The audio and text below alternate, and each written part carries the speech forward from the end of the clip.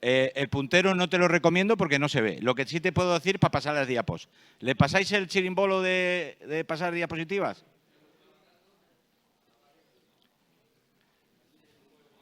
¿Quién lo tiene? Ah, Rami se lo ha llevado. Tienes muchos ya. Bueno, cuando quieras. Es que tenemos, porfi, ajustaros al Perfecto, tiempo que iré rápido. porque quedamos 3, ¿vale? Perfecto, pues lo primero, muy buenas tardes. Como ha dicho el profesor Ramis, pues es un placer ya poder estar todos aquí juntos, vernos las caras, aunque sea con mascarilla, que siempre es un poco distinto. Voy a intentar ajustarme bastante bien al tiempo, por lo tanto, en los próximos minutos lo que vamos a ver es distintas herramientas y soluciones, tanto a nivel nutricional, que va a ser una pequeña parte, como algunas pinceladas sobre manejo, para afrontar la desmedicalización y, en concreto, la retirada del óxido de zinc. Lo primero, por situarnos, y ya lo hemos comentado, un poco el panorama y el marco legal que tenemos, acción y beneficios del óxido de zinc, para ver un poco qué es todo lo que vamos a tener que suplir a partir de ahora, todo lo que esa gran manta que es el óxido de zinc nos tapaba y vamos a tener que suplir mediante distintas formas y distintas alternativas. También no solo los beneficios, sino los perjuicios y el por qué se prohíbe. Y un bloque sobre alternativas y herramientas tanto nutricionales como de manejo y, por último, unas conclusiones. A través de este reglamento y a partir del 26 de junio de 2022 se corta el uso de óxido de zinc, por lo tanto no lo vamos a tener a nuestro alcance, no vamos a poder valernos de él para tapar todas las situaciones que nos tapaba, y sí que es verdad que se va a poder usar hasta 150 ppm de zinc total en pienso, por lo tanto, como oligoelemento, y esas funciones también son importantes que las cumpla, sí que lo vamos a tener a nuestro alcance. Ya hemos visto, ya el profesor Ramis nos ha adelantado bastantes acciones y beneficios del propio óxido de zinc.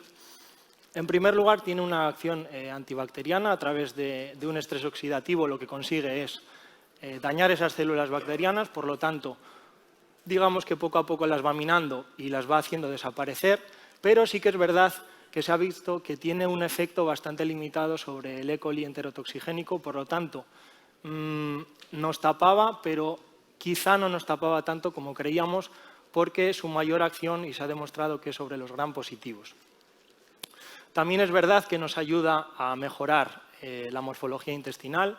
Ya hemos visto que ayuda a la proliferación de enterocitos, ayuda a tener una mayor altura de vellosidades, por lo tanto, una mejor absorción.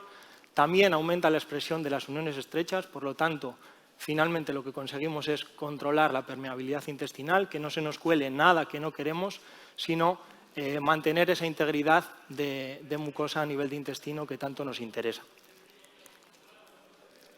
Del mismo modo, se ha demostrado que tiene una acción antioxidante, es un cofactor, ayuda a la catálisis de la superóxido dismutasa, que es esa enzima que vemos ahí.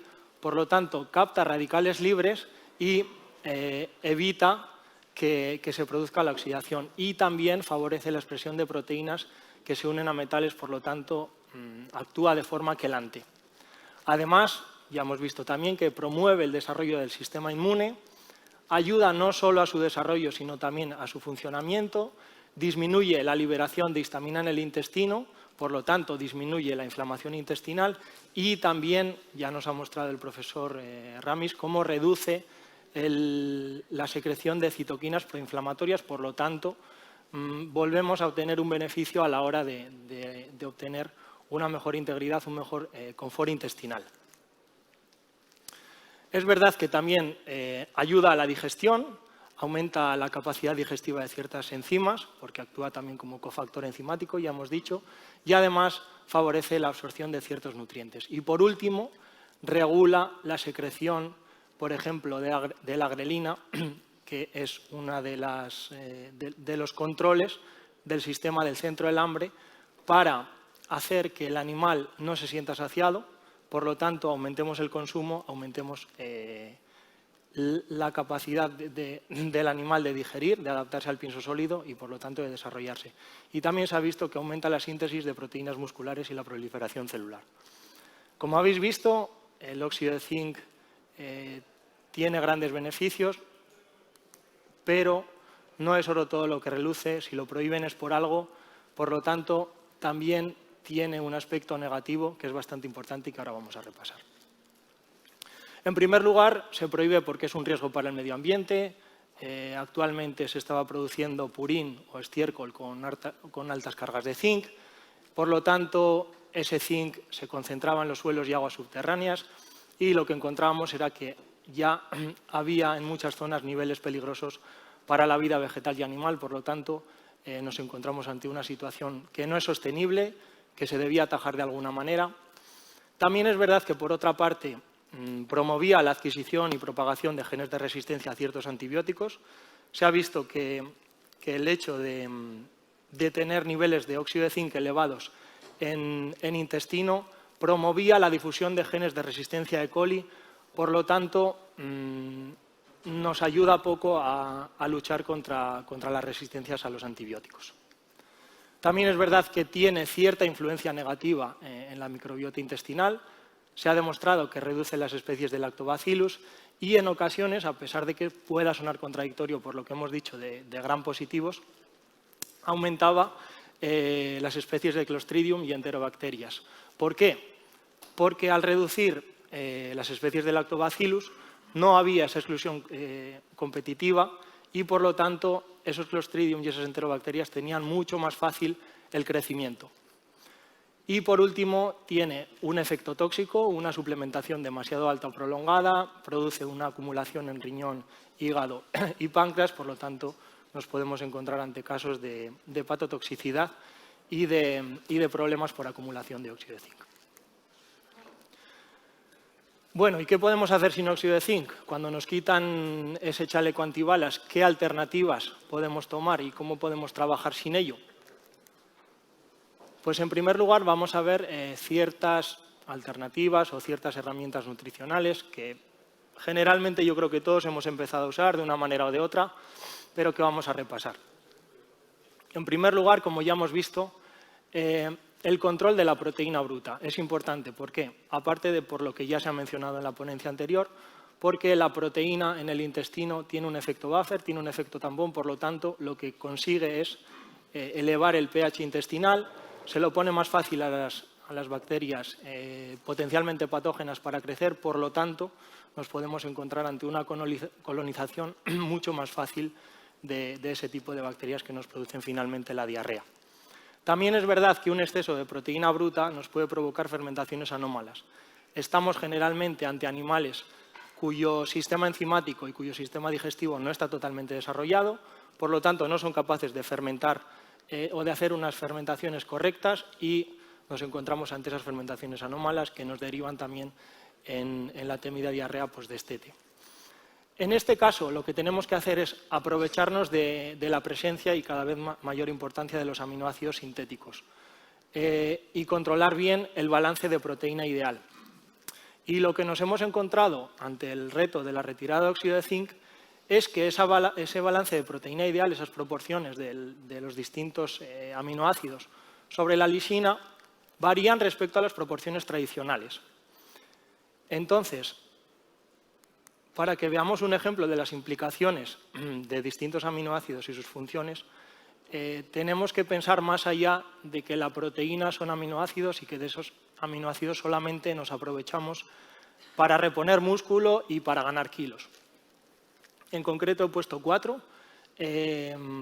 2 son esenciales, como son la treonina y el triptófano, y la glutamina y la arginina son condicionalmente esenciales. Eso quiere decir que se convierten en esenciales, que necesitamos una demanda externa de ellos o tenemos que ponerlos por fuera cuando el animal se encuentra en un momento de estrés, y yo creo que no hay momento más estresante en la vida de un lechón y de un cerdo que el momento del destete. Por lo tanto, aquí también nos encontramos que son esenciales. La treonina pues está implicada en la síntesis de mucinas, que nos ayudan a mantener la integridad intestinal, captan ciertas bacterias patógenas, por lo tanto, nos ayudan también en ese cometido. también están implicadas en la síntesis de inmunoglobulinas, por lo tanto, nos ayudan a mantener fuerte y a desarrollar el sistema inmunitario del animal. El triptófano, por su parte, pues está implicado también en los procesos inflamatorios y en la producción de inmunoglobulinas. Y además es nutriente de las células inmunitarias. Y por último, como hemos visto también con el zinc anteriormente, es un precursor de la serotonina y la grelina. Por lo tanto, aumenta el apetito, hace que esos animales no queden ayunados y nos ayuda también a una mejor adaptación y nos ayuda o nos sirve como solventador del problema. La glutamina, en su caso, es combustible principal de las células del intestino y también del sistema inmune y nos ayuda a la reparación de la mucosa intestinal. Por lo tanto, es un aminoácido que nos sirve para mantener esa integridad intestinal. Y por último, la arginina disminuye la presencia de citoquinas proinflamatorias y además aumenta la presencia de linfocitos T, CD8 y CD4 en el intestino. Por lo tanto, pensar un poquito más allá a la hora de formular y de balancear nuestra proteína ideal, y creo que es momento también de trabajar un poco sobre ello y buscar distintos ratios y distintas proporciones en cuanto a los distintos aminoácidos respecto a la lisina digestible. También, como ya muchos de nosotros estamos trabajando, la incorporación de fibra y el tratamiento de esa fibra o la elección de qué tipo de fibra vamos a añadir a nuestro pienso. Podemos añadir bien sea fibra insoluble o bien sea fibra soluble. La fibra insoluble nos ayuda en cierta manera a diluir la proporción energética del pienso, pero son más seguras. Y la soluble, lo que nos sucede es que, como ya hemos visto anteriormente con la proteína, sufre el riesgo de generar fermentaciones anómalas. Por lo tanto, si añadimos demasiada fibra insoluble y el animal no es capaz de asimilarla y fermentarla correctamente, puede ser la causa de la aparición de esas diarreas. En concreto, generalmente, o por lo menos a mi parecer, la herramienta más adecuada en este caso sería la adición de fibra insoluble. Después vamos a ver unos cuantos ejemplos. Y el fin o la finalidad de añadir esta fibra insoluble es controlar el peristaltismo, controlar la velocidad de paso y tratar de que no se produzcan ni fermentaciones anómalas ni que las bacterias potencialmente patógenas tengan el suficiente tiempo para digerir o aprovechar esos nutrientes que tenemos ahí en el lumen intestinal, aprovecharlos y proliferar. Y un apunte bastante importante que creo que tenemos que tener en cuenta, sobre todo a nivel de fábricas de pienso, y a la hora de formular, por supuesto, es el origen de esa fibra. ¿Por qué? Porque generalmente son subproductos fibrosos que simplemente el hecho de tener el prefijo sub ya nos puede hacer sospechar de que el tratamiento que se les ha dado no sea el adecuado, que puedan venir contaminados, etcétera. Por lo tanto, por problemas de mal estado de la propia materia prima, nos podemos estar encontrando con la aparición de diarreas o cualquier otro tipo de problema simplemente por el hecho de añadirlo. Por lo tanto, cuidar muy bien el origen de la fibra. Como os decía, en cuanto a la adición de fibra soluble contra fibra insoluble, aquí tenemos una tabla con distintos estudios. Los tres primeros, como veis, basados en la adición de fibra soluble en dietas. En la mayoría de ellos lo que se observaba, y lo que más me interesa en este caso es mirar la incidencia de diarrea postdestete, aumentaba, pero en cambio si nos fijamos en los tres en los que se añadía fibra insoluble, el denominador común es que en todos ellos se conseguía reducir la incidencia de diarrea postdestete y también la colonización por E. coli. Por lo tanto, aquí, para mi gusto, queda demostrado que la fibra insoluble en esos lechones recién destetados y tan inmaduros nos ayuda mucho más de lo que nos puede ayudar la adición de fibra de tipo soluble. También me gustaría remarcar, antes de repasar esto, que la adición de grasa o la adición de lípidos debe ser bastante controlada por el hecho de que la presencia de lipasas en esos lechones todavía no es lo suficientemente importante como para digerirla. Por lo tanto, nos podemos encontrar con la formación de micelas, una mala digestión, una mala absorción y, por lo tanto, una presencia de diarreas de tipo mecánico, por ejemplo, simplemente por el hecho de la incapacidad de digerir los lípidos que metemos. Y también es importante cuidar, y hablando de grasas, la proporción de ácidos grasos insaturados, saturados. El ratio ideal sería 4:1, todo lo que esté de ahí por debajo puede empezar a suponer un riesgo, lo que esté de ahí por encima seguramente nos ayude a promocionar esa salud intestinal. Simplemente repasar los las dos ayudas más importantes en cuanto a aditivos, que creo que son los probióticos o la simbiosis entre ambos. Como ya hemos visto, los prebióticos nos ayudan a reducir, por ejemplo, la adherencia de E. coli. Se ha demostrado que disminuyen la apoptosis y ayudan a la proliferación de enterocitos. Por lo tanto, vamos a tener un intestino en mejores condiciones y aprovecharnos pues, bueno, de esos mananoligosacáridos, galactoligosacáridos o betaglucanos, por ejemplo. En el caso de los probióticos, suponen o tienen una inhibición directa sobre ciertos patógenos, estimulan los sistemas de defensa del huésped y, como ejemplos, pues nos podemos encontrar con los lactobacillus y los bacillus. Y aprovecharnos siempre de la simbiosis entre prebióticos y probióticos. Como ha dicho el profesor Ramis, no tiene sentido tener el uno sin el otro, no tiene sentido querer que algo crezca y querer aprovecharnos de la acción de algo si no le damos un sustrato y algo sobre lo que trabajar. Y si nos vamos más allá de lo estrictamente nutricional, simplemente van a ser 2 o 3 pinceladas sobre manejo, tenemos que tener en cuenta lo que se ha estado discutiendo un poco entre una charla y otra y durante el turno de preguntas, que es que lo más importante es empezar por el ABC. No sirve que nos vayamos a buscar el detalle, sino empezar por tener un buen manejo, por ofrecer unas buenas instalaciones y no dar por hecho que en una granja todo se hace bien. Sí que es verdad que nosotros, de primeras, cuando nos presentamos en la puerta de una granja y hablamos y preguntamos al granjero, al encargado, a quien sea, la teoría siempre suele estar bastante bien. Luego, cuando nos adentramos y hacemos una inversión y empezamos a conocer la realidad y la rutina de la granja, suele cambiar bastante. Aquí os pongo un ejemplo. Por suerte, esta no es una granja de España, es una granja de Centroamérica, pero me gustaría que intentaseis contar en un segundo cuántos lechones tiene esta cerda, porque si os fijáis, el dueño de la granja juraba y perjuraba que él era muy estricto con la bioseguridad, que el manejo se hacía siempre de forma adecuada, y yo no sé de qué especie o de qué raza creéis que es ese lechón. Para mí es de la especie Felis catus, o sea, es un gato. Por lo tanto, no dar siempre por hecho que las cosas se hacen bien, sino adentrarnos y una vez conocemos la realidad de la granja, intentar empezar siempre por el ABC, intentar tener una buena bioseguridad, intentar trabajar de forma adecuada con la genética de base que tengamos y a partir de ahí ya nos pondremos a hilar lo más fino posible, pero empezar siempre por los cimientos. Algunas preguntas importantes que creo que nos debemos hacer a la hora de retirar el óxido de zinc y a nivel de manejo.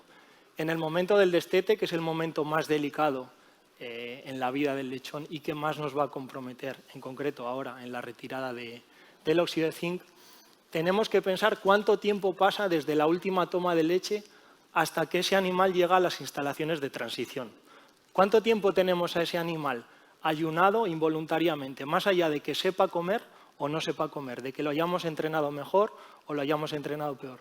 ¿Cuánto tiempo le obligamos nosotros a estar sin ningún tipo de alimento a su alcance? Y no solo eso, sino una vez que entran a la transición, ¿cuánto tiempo pasa desde que llegan a la granja de transición o a los módulos de transición hasta que tienen comida a su disposición? Es decir, el sumatorio de las dos primeras preguntas, ¿cuánto tiempo nos supone? Porque, como hemos visto, la degradación y el acortamiento de las vellosidades intestinales se produce de una forma muy rápida, pero tiene consecuencias muy negativas. Por lo tanto, tenemos que ser capaces de controlar y disminuir el tiempo de ayuno para mantener esas vellosidades intestinales de la forma más óptima posible y que no seamos nosotros y no sea el manejo el causante del inicio de la diarrea postdestete. Y otra pregunta que me parece importante es si la nave está precalentada ya a una temperatura óptima cuando entran los lechones. Y no 4 horas después, no 2 horas después, no media hora después, sino en el momento que nosotros introducimos los animales a esa sala, esa nave tiene la temperatura óptima o no. Si tenemos animales recién destetados, como dice Manolo, con 21 días, 5 kilos, si llegan y metemos a los animales en una nave, por ejemplo, bien puede ser en Segovia o en Lleida o en Murcia, a ciertas temperaturas, pues yo creo que vamos a ser nosotros los primeros causantes del problema. Por lo tanto, ponernos de la parte de la solución y no de la parte de la generación del problema. Tenemos un problema también con el porcentaje de inadaptados. ¿Y cómo podríamos controlar el tema de los inadaptados? Pues bueno, todo el trabajo empieza como poco desde la maternidad, con un buen trabajo del crib feeding, después con unas instalaciones adecuadas, no solo en tipo y número de comederos o bebederos o platos, sino también en cómo los manejamos. No me sirve de nada que tengamos un comedero de la leche si lo tenemos demasiado alto y, como nos hemos encontrado en alguna granja, los animales son demasiado pequeños y ni siquiera llegan a introducir la cabeza en el comedero para comer. El hecho de bebederos accesibles y con buen caudal, lo mismo. ¿Cuántas veces vamos a una granja, ponemos la mano en el chupete y simplemente corre un hilillo de agua? Somos nosotros los que estamos limitando al animal, no es el animal el que está limitado per se. El hecho de control de temperaturas, pero no solo temperaturas, sino también corrientes. Tenemos que elegir dónde situamos los animales dentro de cada nave, conocer bien las peculiaridades de cada nave, dónde se producen las corrientes, no solo por alto, sino también a nivel de fosa, controlar todo eso y ser capaces de generar una buena estrategia de situación de los animales. Y por último también separar los inadaptados y hacer un cuidado especial de ellos. Les podemos ofrecer papillas, por ejemplo, durante 2 o 3 días. Yo no aconsejaría ofrecer papillas durante más días, y también fuentes extra de calor. Y algo bastante útil, y seguramente muchos de vosotros lo habréis probado, a la hora de separar inadaptados, que no lechones enfermos, sino lechones inadaptados, que todavía no son capaces de entrar al pienso porque no están acostumbrados a ello, poner 1, 2, 3 animales que sí que sepan comer, para que por imitación los que no están entrenados vayan al plato o a la tolva y sean capaces de arrancar a comer lo más rápido posible. Otra estrategia bastante importante, y aquí ya me voy más a lo que sería el cambio de piensos, sobre todo del lacto al pre-starter, pero también del pre-starter al starter, es el hecho de utilizar la herramienta de choice feeding.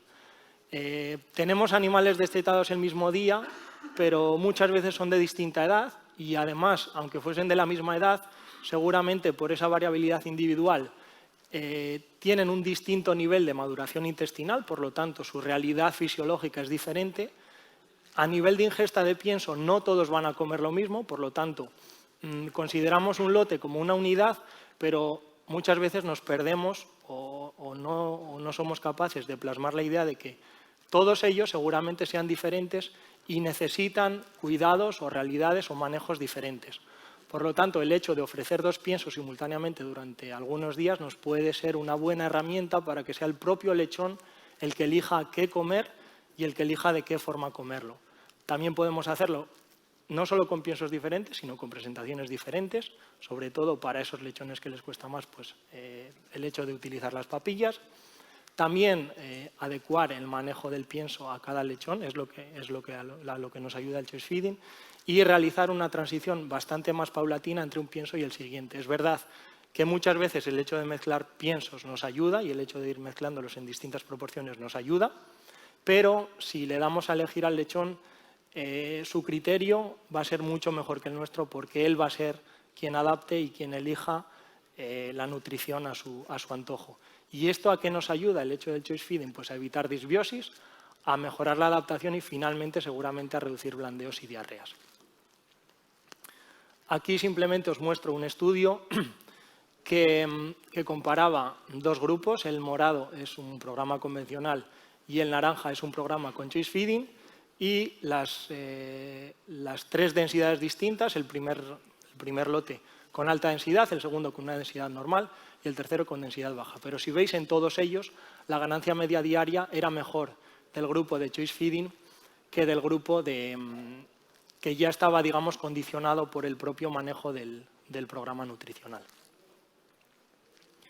Como conclusiones o consideraciones finales, pues bueno, podemos decir que el óxido de zinc históricamente nos ha servido para cubrir muchísimas carencias, que su supresión va a suponer un cambio a todos los niveles y vamos a tener que basarnos sobre distintos pilares, no solo sobre uno, que sea la nutrición, sino sobre distintos pilares, tanto nutrición, manejo, instalaciones, etcétera, para suplir o para cubrir todo eso que nos cubría el óxido de zinc, que la prioridad en este caso, creo que tenemos que cambiar un poco el chip, y yo creo que en eso sí que estamos todos, en que va a ser garantizar la salud intestinal. No me va a interesar tanto que crezca no sé cuántos gramos más, sino garantizar esa salud intestinal, que el animal se desarrolle correctamente y que no presente síntomas de diarrea ni aumentemos la mortalidad, y que después la duración del proceso de retirar el óxido de zinc va a depender de la dependencia de cada granja y de la capacidad de adaptación de cada una.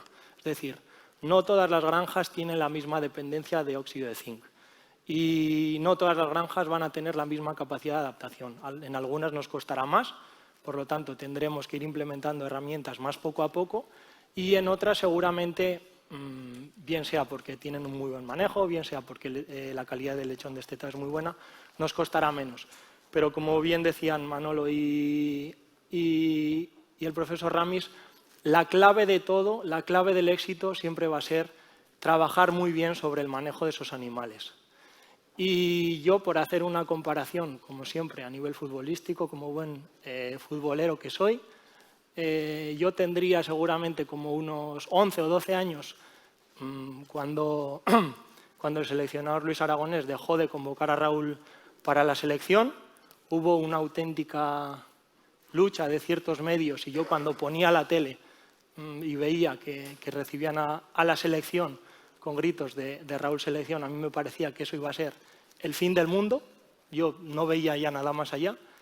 Y cómo son las cosas, que esto sucedió en 2006, pues en 2008 la selección fue campeona de Europa y después del mundo y de nuevo de Europa. Por lo tanto, lanzar ese mensaje positivo que ya lanzaba el profesor Ramis, que todo parece imposible hasta que se hace, y yo no tengo ninguna duda de que como sector pues siempre vamos a conseguir salir adelante, siempre vamos a conseguir implementar todo lo que se nos pide a nivel legal, que muchas veces es excesivo, pero bueno, que nuestra capacidad de adaptación es grande, nuestra capacidad de trabajo es mucha, y por lo tanto que no tengo ninguna duda de que vamos a encontrar entre todos pues las alternativas necesarias para trabajar correctamente sin óxido de zinc. Así que muchas gracias.